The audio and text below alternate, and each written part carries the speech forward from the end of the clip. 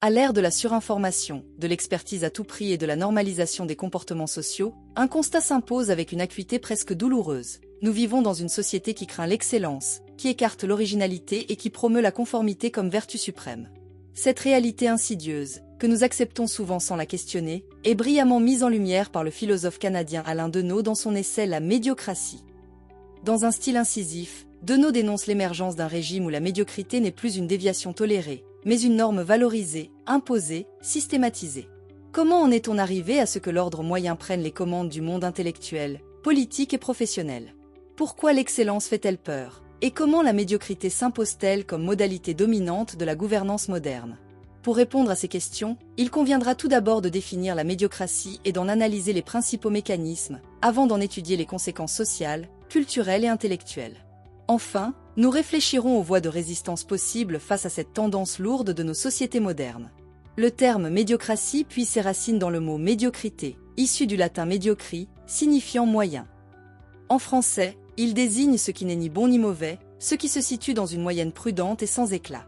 Toutefois, Alain Deneau dépasse la simple étymologie pour montrer que la médiocrité est devenue un projet politique et social, un ordre dans lequel la moyenne, jadis indicateur statistique, devient une norme impérative. Deneau dépeint un monde où l'on ne cherche plus à exceller, mais à se conformer à des standards moyens, à éviter les écarts. La médiocrité n'est plus une faiblesse individuelle, elle devient une structure de pouvoir qui valorise la banalité et décourage l'exception.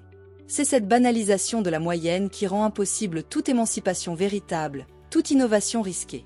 Car ce qui dérange est immédiatement perçu comme dangereux. La médiocratie cultive ainsi un culte de la stabilité, de la discrétion, du pas de vague. Dans un tel régime, la conformité prend le pas sur l'excellence. Le système récompense ceux qui savent jouer selon les règles, qui affichent une compétence minimale sans jamais briller. Les individus véritablement brillants, tout comme les incompétents notoires, sont perçus comme des risques, les premiers pour leur capacité à déranger l'ordre établi, les seconds pour leur inefficacité manifeste. Cette stratégie du milieu repose sur une logique de gouvernance technocratique. Elle privilégie la répétition à la création, le consensus à la confrontation, la procédure à la pensée. Il ne s'agit pas d'être le meilleur, mais d'être dans la norme.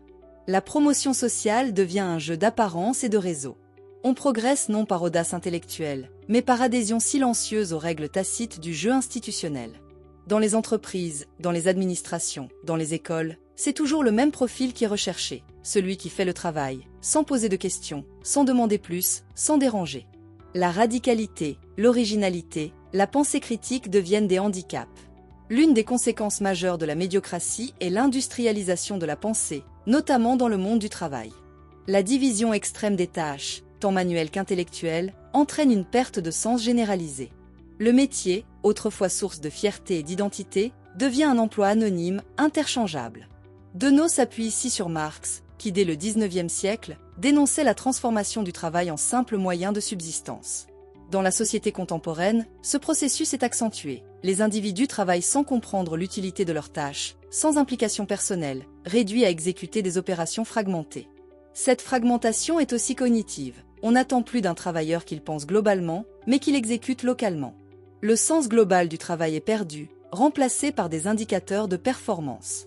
Même les professions autrefois associées à l'autonomie et à la créativité, enseignants, journalistes, chercheurs, sont désormais soumises à des logiques de management, de rendement et de normalisation.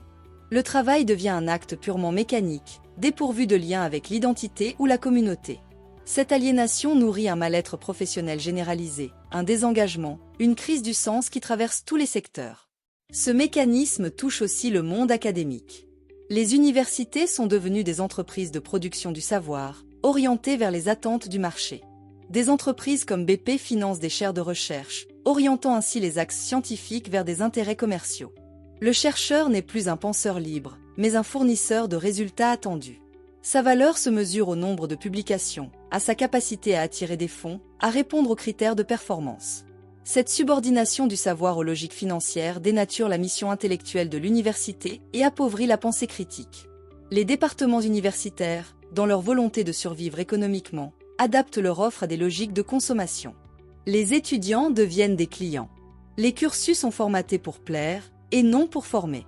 Les contenus sont simplifiés, édulcorés, afin de garantir des taux de réussite élevés et des évaluations positives. Cette logique perverse mène à une prolifération de savoirs techniques sans vision d'ensemble. On forme des spécialistes de niche, incapables de penser en dehors de leur champ disciplinaire, détachés des enjeux sociaux ou éthiques. L'université devient ainsi une fabrique d'experts déconnectés, incapables de remise en question. Le langage joue un rôle essentiel dans la médiocratie. Il s'agit de maîtriser un vocabulaire neutre, technocratique, vidé de toute portée subversive. On n'emploie plus des termes comme injustice ou domination, on parle de malgouvernance. Le discours s'institutionnalise, se professionnalise, se dépolitise. Cette neutralité de façade s'accompagne d'un refus de l'émotion, du style, de l'engagement. Le bon discours est celui qui ne trouble pas, qui semble objectif, qui rassure les institutions. Les idées trop engagées ou trop audacieuses sont systématiquement écartées. C'est un langage de l'impuissance consentie, de l'acceptation molle. On parle de résilience plutôt que de révolte, de gestion de crise plutôt que de conflit. Le langage devient un outil d'anesthésie. Il dissimule les rapports de force, il habille les injustices, il transforme les scandales en événements neutres. Le pouvoir contemporain maîtrise ce langage. Il l'utilise pour construire des narratifs consensuels, pour empêcher la formulation d'un désaccord réel. La médiocratie, en ce sens, est aussi une bataille pour la maîtrise des mots. Dans ce contexte, l'expert devient la figure emblématique du régime. Loin d'être un innovateur, il est celui qui confirme ce que les institutions veulent entendre. Il transforme les normes dominantes en vérité scientifique, les sophismes en raisonnement valide. Edward Said dénonçait déjà cette figure en 1993, dans une série de conférences données à la BBC, où il explorait le rôle et la responsabilité des intellectuels dans la société. L'expert est celui qui a appris à ne pas penser librement, mais à se mouler dans le cadre du professionnalisme. Il est vendable, présentable, apolitique. Il est l'agent parfait de la médiocratie.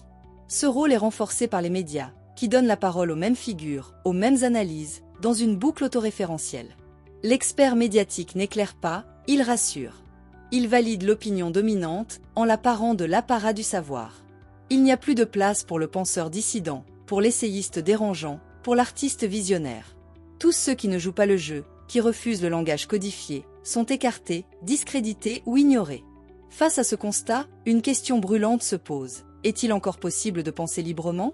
La réponse tient dans la réhabilitation de la figure de l'intellectuel indépendant, de l'amateur passionné, de celui qui cherche non pour plaire, mais pour comprendre.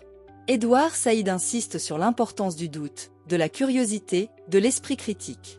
Penser librement implique de se méfier des cadres institutionnels, de résister à la logique du consensus et de l'efficacité. C'est renouer avec une forme de pensée désintéressée, joyeuse, audacieuse. Il s'agit aussi de redonner un sens à l'éducation comme émancipation. Former des individus capables de penser par eux-mêmes, d'imaginer des alternatives, de désobéir intelligemment. La liberté de penser n'est pas un luxe, c'est une nécessité politique. Des résistances existent. Elles prennent la forme de contre-culture, d'initiatives citoyennes, de médias indépendants. Elles se manifestent dans l'art, dans la recherche libre, dans les alternatives éducatives. Il s'agit de réhabiliter la passion, de remettre en valeur la compétence réelle plutôt que la performance formatée. De cultiver une éthique du savoir fondée sur la vérité, la liberté et non sur la rentabilité. De créer des espaces où penser n'est pas un luxe, mais un acte nécessaire. Le numérique, paradoxalement, peut offrir ces espaces. Les blogs, les chaînes YouTube, les podcasts, les collectifs indépendants peuvent redonner une voix à ceux que la médiocratie réduit au silence. Il faut aussi repenser nos institutions, les démocratiser, les ouvrir à la diversité des savoirs et des expériences. La médiocratie n'est pas un accident. C'est un système cohérent, bien huilé, qui façonne nos institutions, nos comportements, notre langage. Mais c'est aussi un système vulnérable, car il repose sur la peur. Peur de l'originalité, peur du conflit, peur de l'inconnu. Résister à la médiocratie, c'est réhabiliter l'audace, la pensée libre, la créativité. C'est redonner du sens à la parole, au savoir, au travail. C'est affirmer, contre la norme du moyen, le droit à l'exception, à l'éclat, à l'humanité. Dans un monde qui préfère les moyennes au sommet, la véritable subversion est de viser haut, de penser fort, de créer librement. Voilà le défi que nous lance Alain Deneau. Et voilà le pari que nous devons relever, si nous voulons éviter que la médiocrité ne devienne la seule forme d'intelligence autorisée. Merci de m'avoir écouté. Si vous avez apprécié ce contenu, n'hésitez pas à le partager autour de vous et à nous faire part de vos réflexions dans les commentaires. À très bientôt!